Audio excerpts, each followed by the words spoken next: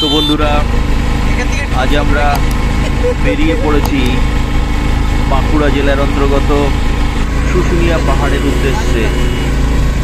শীতকালে কোনো ছুটির দিনে আপনারাও এই শুশুনিয়া পাহাড়ের উদ্দেশ্যে বেরিয়ে পড়তে পারেন। এটা শীতকালের পক্ষে উপযুক্ত। গরমের সময় আপনাদের খুবই কষ্টকর ব্যাপার একটা হবে এখানে আসার জন্য, কারণ এখানে প্রচুর গরম পড়ে। তো আপনারা এখন দেখতে পাচ্ছেন শুশুনিয়া পাহাড়ের ভিউ। দূর থেকে আমরা শুশুনিয়া পাহাড়কে দেখছি। গাড়িতে যেতে যেতে আমরা শুশুনিয়া পাহাড়ের যে প্রাকৃতিক সৌন্দর্য, যে প্রকৃতির যে অপরূপ সৃষ্টি, সেটাকে আমরা দূর থেকে প্রত্যক্ষ করছি। সঙ্গে সঙ্গে আপনারাও দেখতে পাচ্ছেন যে প্রকৃতি কি সুন্দরভাবে এই সময় সেজে উঠেছে। এবার আমরা পাহাড়ের অনেকটা কাছাকাছি চলে এসেছি।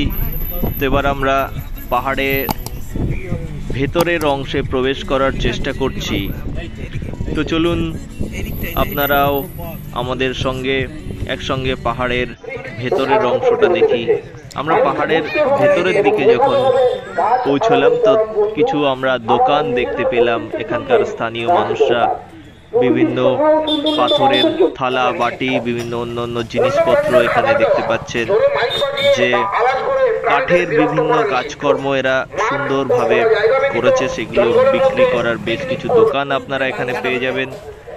তো এবার আমরা একটু চায়ের দিকে নজর দিলাম। আমরা সকলে মিলে চা পান করছি। চা খাওয়ার পর এবার আমরা ধীরে ধীরে পাহাড়ের উপরের দিকে ওঠার জন্যে চেষ্টা করব। তো আমরা এদিক দিয়ে এগিয়ে চলেছি। আমাদের যে পাহাড়ে ওঠার যে রাস্তা, সেই দিকের একটা অংশে কাজ হচ্ছে। তো আমাদের এই যে সরকারি ভবনটা রয়েছে এখানে, তার মধ্যে দিয়েই আমাদের প্রবেশ করতে হলো। তো এবার আমরা ভেতরের অংশে প্রবেশ করছি। এই জায়গায় পাহাড়ের ওঠার যে রাস্তা, তার পাশেই কিছু দোকান, পুরনো অনেক বটবৃক্ষ রয়েছে। এখানে আমরা একটা সুন্দর মন্দির পেয়েছি। এখানে আপনারা অনেক দেখতে পেয়েছেন যে অনেক হনুমান এখানে রয়েছে। তো ধীরে ধীরে এবার আমরা সামনের দিকে এগিয়ে চলেছি। তো এদিকে খুব সুন্দর একটা মন্দির রয়েছে। তো আমরা মন্দিরটা দেখব। তার আগে এদিকে অনেক দোকান কিছু রয়েছে। আর এবার আমরা মন্দিরের দিকে প্রবেশ করছি। এখানে অত্যন্ত সুন্দর একটা মন্দির। তো আমরা এখানে ঠাকুরের আশীর্বাদ নিয়ে আমরা সামনের দিকে এগিয়ে চলেছি। এবার আপনারা এই জায়গাটায় দেখুন, এটা সম্পূর্ণ পাহাড়ের উপর থেকে ঝর্ণার জল এবং পরিশুদ্ধ জল। এই জল লোকেরা পানও করছে। তো এখন আপনারা দেখতে পাচ্ছেন এখানেই পাশেই একটা বজরংবলীর মন্দির রয়েছে। এখানেও আমরা আশীর্বাদ নিলাম এবং এরপর আমরা ধীরে ধীরে পাহাড়ের উপরের দিকে ওঠার জন্যে চেষ্টা করব। তো দেখুন, এই যে পাহাড়ে ওঠার যে রাস্তাটা, এটা খুব একটা সহজ কিছু নয়। এখানের পাথরগুলো খুবই উল্টো পাল্টা ভাবে, মানে সঠিকভাবে এখানে রাস্তা কিছু করা নেই। তো আপনারা যদি এই রাস্তা দিয়ে উপরের দিকে ওঠার চেষ্টা করেন, তাহলে সব সময় খুব সাবধানভাবে উঠবেন, কারণ এখানকার পাথরগুলো এমন অমসৃণ যে একবার পড়লেই আপনাদের বিপদ হতে পারে। তো আমরাও সাবধানে উপরের দিকে ওঠার চেষ্টা করছি। তো বেশ খানিকটা আমরা উপরের দিকে উঠে এসছি। আর আপনারা উপরের দিকে ওঠার সময় এরকম বেশ কিছু জায়গা পাবেন যেখানে আপনাদের প্রয়োজনীয় জল কিংবা কোনো ঠান্ডা পানীয় এরকম কিছু ছোটোখাটো দোকান আপনারা পেয়ে যাবেন। তো আপনাদের অনেকটাই সুবিধা হবে। তো আমরা এই এবড়ো খেবড়ো পাথরের রাস্তা দিয়ে অনেকটাই উপরের দিকে উঠে এসছি, চলে এসছি।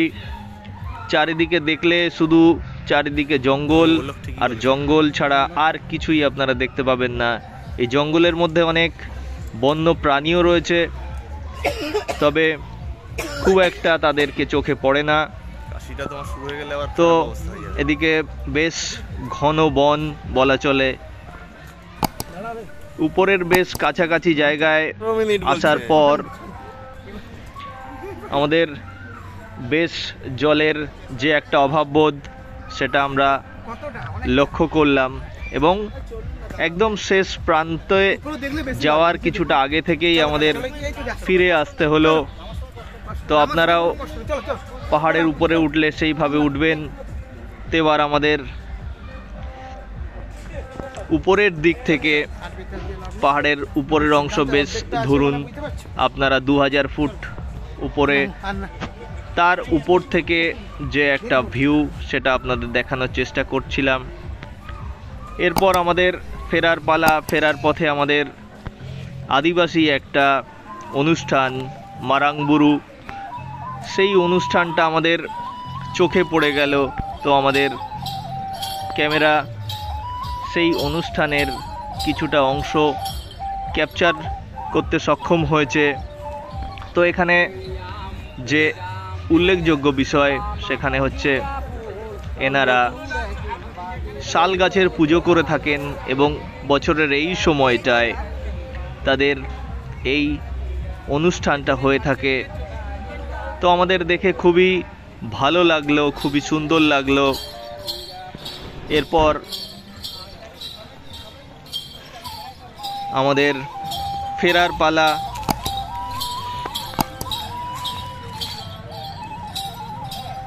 তো এই অনুষ্ঠানটা আমরা বেশ খানিকক্ষণ ধরে দেখলাম। আমাদের অনুষ্ঠানের শেষ দিকে আমরা এখান থেকে বাড়ি ফেরার উদ্দেশ্যে রওনা হলাম। ধন্যবাদ।